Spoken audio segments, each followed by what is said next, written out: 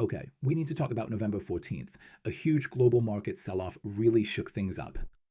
Basically, indices everywhere just tumbled, and for US markets, it was one of their worst days since spring.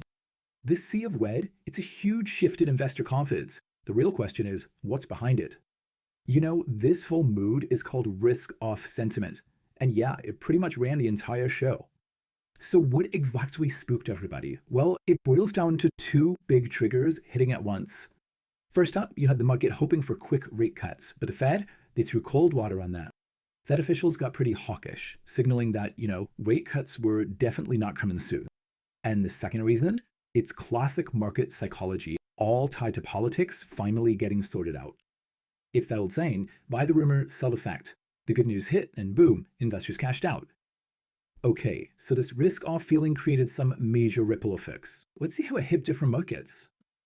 Tech stocks, which were flying high, got hit hard. I mean, investors just scrambled to get out. Take Nvidia, the AI superstar. Its stock just dove, dropping over 3.5% in one day. And Tesla, wow, it got hit even harder, taken by more than 6.5%. Not even the giants were safe. Alphabet and Amazon both took a hit, falling almost 3%. And look, the pain wasn't just in stocks, it spilled over into commodities. And yup, even crypto. So you saw crude, gold, and Bitcoin all pull back, as investors were just dumping anything seen as risky. But here's the interesting part. Each one fell for its own specific reason, on top of everything else. So this brings us to the million-dollar question, right? What happens now? Where do we go from here? After a drop this big, you're already hearing whispers. Some traders are cautiously looking to buy the dip. So the takeaway is this.